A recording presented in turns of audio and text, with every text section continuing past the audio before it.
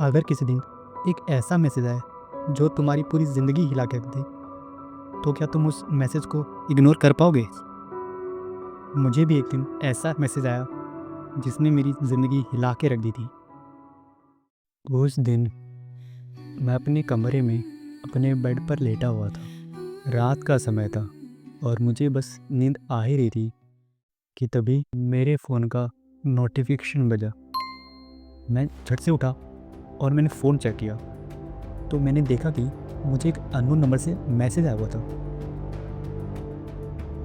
और मैसेज था कि मुझे तुमसे मिलना है। कोई अननोन नंबर से मुझे ऐसा मैसेज क्यों करेगा?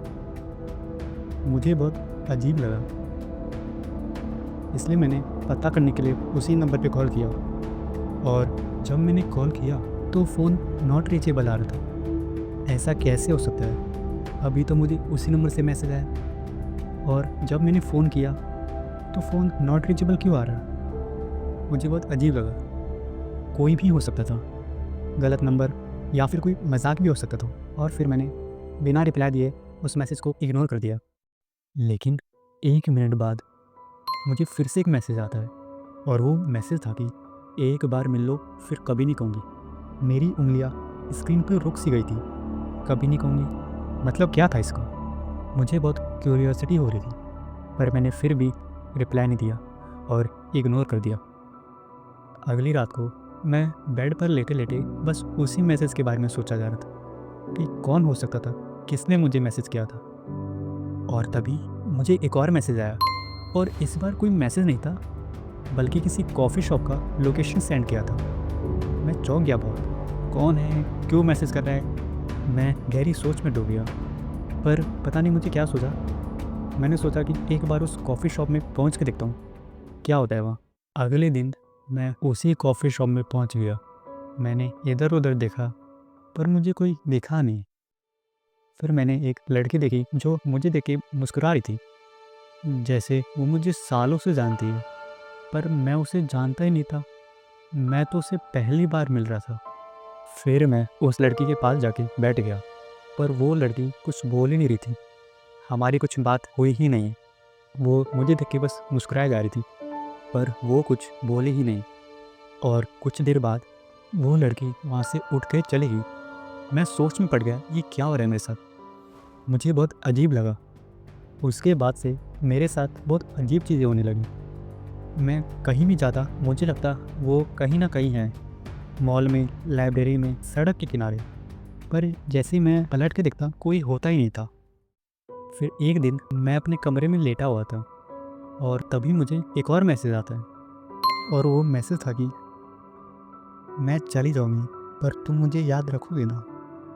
मेरे हाथ से फ़ोन गिरते गिरते बचा। मैं सोच में पड़ गया, ये सब क्या हो रहा है मेरे साथ?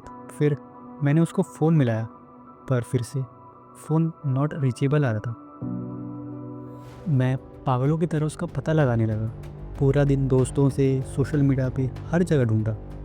फिर एक दोस्त से एड्रेस पता चला। वो एक छोटी सी कॉलोनी में रहती थी। मैं बिना देर किए वहाँ पे पहुँच गया, पर वहाँ पहुँचते ही पर जो मैंने देखा वो देखते ही मेरी दुनिया हिल गई थी। उसके घर के बाहर फॉर सेल का बोर्ड लगा था। मैं चौंक गया था। फिर मैंने वहाँ एक अंकल खड़े थे, उनसे पूछा, यहाँ एक लड़की रहती थी, अब कहाँ गई? वो अंकल मुझे अजीब नज़र से देखने लगे। फिर कुछ सेकंड्स के बाद उन्होंने बोला कि बेटा, ये घर तो 3 महीने से खाली है।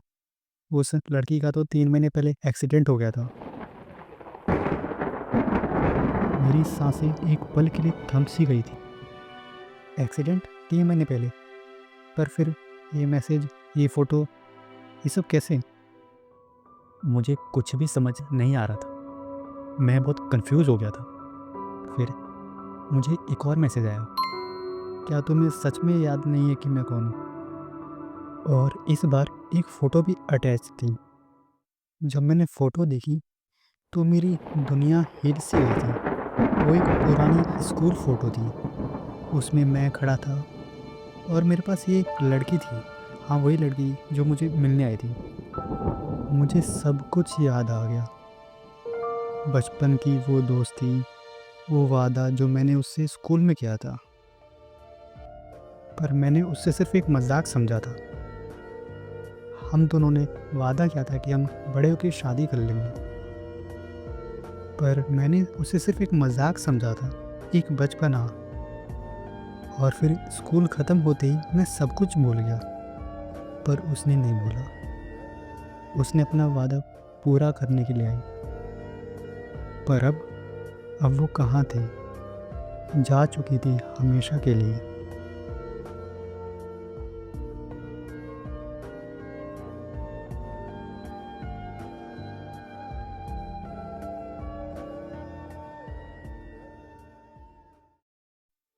आज भी कभी कभी रात को मैसेज आता है, एक अननोन नंबर से। हाँ, वही मैसेज, मुझे तुमसे एक बार मिलना है।